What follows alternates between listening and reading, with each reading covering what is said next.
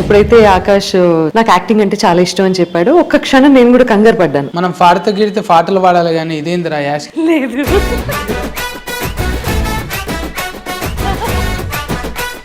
ఎక్కువ dot కర్లు at కర్లు దగ్గర దగ్గర ఉంటాయి, అంటే చదువుకొని మీ భాష కనీసం ప్రొనౌన్స్ చేయడానికి కూడా తిరిగి రాదు తెలుసా. డాక్టర్ మీరు ఇప్పుడు అన్నారు డాట్ కర్. ఇదేంటిది సత్తి డిక్షనరీ? డిక్షనరీ మన సపరేట్ డిక్షనరీ. నమస్కారం సార్.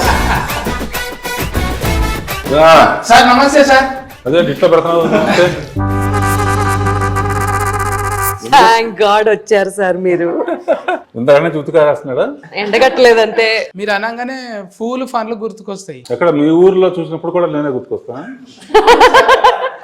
డైరెక్టర్ అంటేనే పెద్దోళ్ళు కదా సార్. మీరు 100 సినిమాల మీదనే తీసిరు, ఇంకా 100 సినిమాలు అంటే తక్కువ ముచ్చట్నా సార్? ఒకటి తీయనికనే మాకు ఒకరు వచ్చినట్టు అవుతున్నది. ఇప్పుడు ఆ పిల్లగాడు ఎంత తిఫల పడుతున్నాడు. ఒక సినిమా తీయనికే మీతో ఎట్లా ఇచ్చిండు అంటానంటే ఇప్పుడు ఫల్టీ టాయిలెటెడ్ కదా సార్.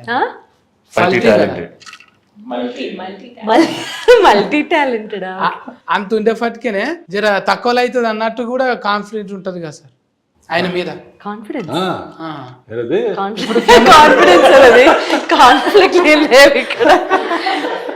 నమ్మకం ఉంటది కదా సార్. నమ్మకం బొమ్మ చూసిన అది తీసిన. నాకేంటంటే నువ్వు చెప్పావు కదా 100 సినిమాలు తీసి తీసి తీసి నీలాంటి వాళ్ళతో విసిగి వేసారి అంటే వాళ్ళు విసిగి వేసారు. ఎప్పుడు ఈయనేనా అని అప్పటి నుంచి ఇక మొదలు పెట్టారు అనమాట. కొత్తగా ఎవరు తీస్తున్నారు వాళ్ళందరినీ కనిపెట్టి వాళ్ళకి అవకాశం ఇచ్చి నేను సినిమా తీద్దాం అనుకుంటున్నాను. దీని వెనక నువ్వు అడిగావు కాబట్టి 23 years బ్యాక్ నేను సినిమాలు కనుక ఇప్పుడు కొత్త డైరెక్టర్స్ వచ్చారనుకో మేము వెనక వెళ్ళిపోవాలిగా, అందుకు ముందు రెడీగా ఉంటాం అనమాట. సినిమాలు కాకుండా మనం ఏం చేయాలి అని ఆలోచిస్తే సీరియల్స్ అయితే కూడా సినిమాలుగానే ఉంటుంది. కథలో చెప్పుకోవచ్చు, మ్యూజిక్ చేపించవచ్చు, సునీత్తో పాడించవచ్చు, ఇట్లా కొత్త కొత్త వాళ్ళతో అవకాశం ఇవ్వచ్చు అని చెప్పి సీరియల్స్ మొదలుపెట్టారు. అప్పుడు నా దగ్గర రాజమౌళి యాడ్స్ తీసేవాడు అనమాట. సీరియల్స్ మొదలుపెట్టి ఫస్ట్ సీరియల్ శాంతినివాసం అని ఈటీవీలో వచ్చింది. దానికి ఫస్ట్ డైరెక్షన్ అనమాట. ఆర్కే టెలిషో దాని పేరు. దాని మీద సీరియల్స్ తప్ప సినిమా తీయాలి. ఇప్పుడు ఆర్కే టెలిషో మీద సినిమా తీయాలి, నేను ప్రొడ్యూస్ చేయాలి, డైరెక్టర్ ఎవరు అనుకున్నప్పుడు మన శేఖర్ ఏదో బాగా చేస్తున్నాడు, కెమెరామ్యాన్ ఎవరు అని కనుక్కుంటే కెమెరామ్యాన్ అతనే, డైరెక్టర్ అతనేనంట. చూసి నాకు బాగా నచ్చి పిలిచాను, కథ చెప్పాడు. సరే కొత్త వాళ్ళకి ఎంకరేజ్ చేయాలి. కొంతమంది కథ విన్న వాళ్ళు మొత్తం నేనే మాట్లాడుతాను, విసుగుపడతాను. దానికి లేదు సబ్జెక్ట్ ఉన్నప్పుడు ఎంతైనా మాట్లాడదు సార్. సజ్జి పెట్టారు సబ్జెక్ట్. కొంతమంది కథ విన్న తర్వాత కథ బాగుంది, ఇది కొంచెం తెలిసిన ఆర్టిస్ట్ ఉంటే బెటర్ అని కొంతమంది అన్నారు. ఆ కథ వినగానే కొత్త వాళ్ళైతేనే ఇది బాగుంటుంది. నాకు కూడా అతనిలాగా ఎక్స్పీరియన్స్ అని వేరే విధంగా ఆలోచిస్తారా? ఎక్స్పీరియన్స్ అయితే నువ్వంటే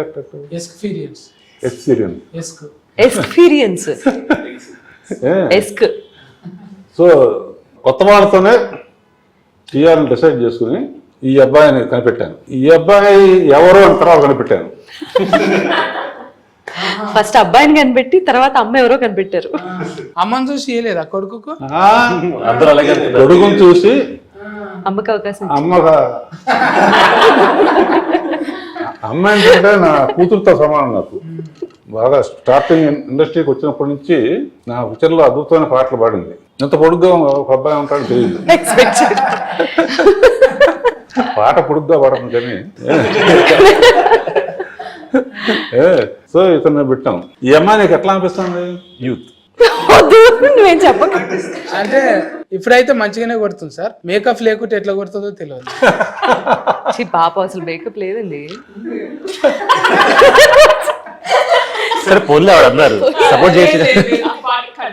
ఈ అమ్మాయి నాకు అంతకుముందు పరిచయం కాలేజీలో కదమ్మా. పోయినసారి శ్రీలేదని ఒక అమ్మాయి వచ్చింది కదా. అవును సార్, మీరు పరిచయం చేశారు కదా సార్. అన్ని దొంగచాటుకు అన్ని కనిపెడుతున్నావా? ప్రారంభం మీతోనైతే బోనియా మంచిది. మేము గంగోత్రిని కూడా చూసినాం కదా సార్. అవును, అందులో పాటలు, అందులో సాహిత్యము చూసి మురిసిపోయినాం సార్. చాలా అట్లనే ఇప్పుడు ఈ బాబు కూడా వచ్చింది. ఆకాష్. ఈ అమ్మాయి కథ ఏంటంటే శ్రీలీలతో పాటు రోషన్ అని చేశాడుగా. 25 ఏళ్ల క్రితం శ్రీకాంత్ తీశారు, 25 ఏళ్ల తర్వాత వాళ్ళ కొడుకుతో తీశారు. రోషన్ కి అప్పుడు శ్రీలీలను పెట్టల, ప్రాక్టీస్ కోసం అని ఈ అమ్మాయి స్టేజ్ లో మంచి ఆర్టిస్ట్ గౌరీ అని నా దగ్గర ఉండేది, పిక్చర్ డైరెక్టర్ కూడా భావనాన్ని తీసుకొచ్చింది. ఎంత బాగా చేసిందో. మీరు నన్ను చూస్తే నాకు ఒక పాట యాదకొస్తుంది మేడం, ఎప్పటికైనా మీతో చెప్పాలనుకున్నా. అదే అందంగా లేనా అసలేం బాలేనా అంటాని నాకు నమ్మకం వస్తుంది. ఇంత మంచిగా పాట పాడింది కదా, నన్ను చూస్తే వాడుతుందేమని. ఒకసారి వాడతారా మేడం? ఆయన చూసి మిమ్మల్ని చూసేలా నిజంగా బాగున్నాడు. అందంగా లేనా అసలేం బాలేనా నా గురించి కదా సార్. అంటే నా గురించి వాడు మేడం. అది నేను వాడితే ఎట్లుంటుందో మీరు వాడాలని. అందంగా లేవా అని పాడు. అందంగా లేవు అసలే బాలేవు. అందంగానే ఉన్నావు అనుకో. ఈ పాట మీకు డెడికేట్ చేయాలి. డెడికేట్ అంటే ముందు అంటే ఉన్నప్పుడు వాడేదే కదా సార్. శ్రద్ధాంజలి కాదు, శ్రద్ధాంజలికి అందంగా లేనా పడుతుంది. డెడికేట్ అంటే ఇది అవి నెత్తి మీద పడితే శ్రద్ధాంజలి. నిజంగా ఫూలే సార్ ఇవి. థ్యాంక్స్. అందంగా లేనా అస్సలే బాలేనా నీడు జోడు కాననా అలుసైపోయానా అస్సలేమీ కానా వేషాలు చాలే పొమ్మనా. సీటు కొట్టాలని ఉంది కానీ పెద్ద మనిషి ఉంది కదా. కొట్టండి కొట్టండి. వచ్చింది. మీకు అందరూ అలా ఉండిపోయాయి అది. ఇది సీటీ ఆసనం అంటారు దీన్ని. అయితే మేడము ఆ పాటలకు పోయినప్పుడే నేను ఎట్లయితే ఇట్లా పట్టుకొని ఇట్లా ఉంటానో, మేడం కూడా ట్యూనింగ్ చేసిందంటే లోకల్ కార్డ్స్ ఎవరి మాట విన్నది. Local cards.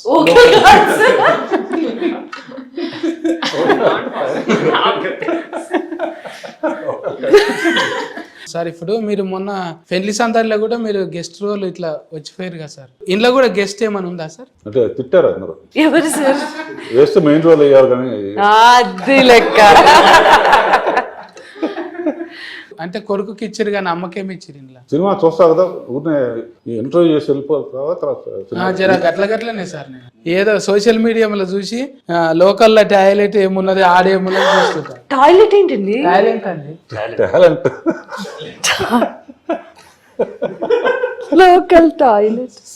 జర ఎక్కువ చూడ సార్ నేను సినిమాలు ఏమనుకోకు. కానీ మాది చూడండి. ఇప్పుడు చూస్తున్నా, ఇప్పుడు బుగ్గలు. బుగ్గలు ఇది ఫటాకా చూపించు. ఇందులో ఇప్పుడు కొడుకు సినిమాలో ఈవిడ గొంతు ఉంటుందా లేదా? ఉంటుందనే నమ్ముతున్నా సార్ నేను. ఎందుకంటే పిల్లలను డెవలప్మెంట్ చేయాలంటే పిల్లల ఎవరి పిల్లలు వాళ్ళు డెవలప్మెంట్ చేయాలి. అంటే కాకి పిల్ల కాకి ముద్ద అనలేము, హంస పిల్ల హంసకే ముద్ద అనాలి.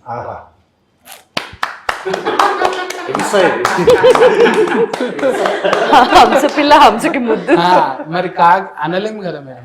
అన్నారుగా. సరస్వతి ఉన్నోళ్ళని కూడా అట్లా అనటం తప్పు అయిపోతుంది. ఇక్కడ లక్ష్మీదేవత, అక్కడ సరస్వతి. పిల్లగాడు నాట్యం ఆడుతున్నాడు ఇప్పుడు. ఆల్రెడీ జిమ్ బాడీ పెంచిండు కదా.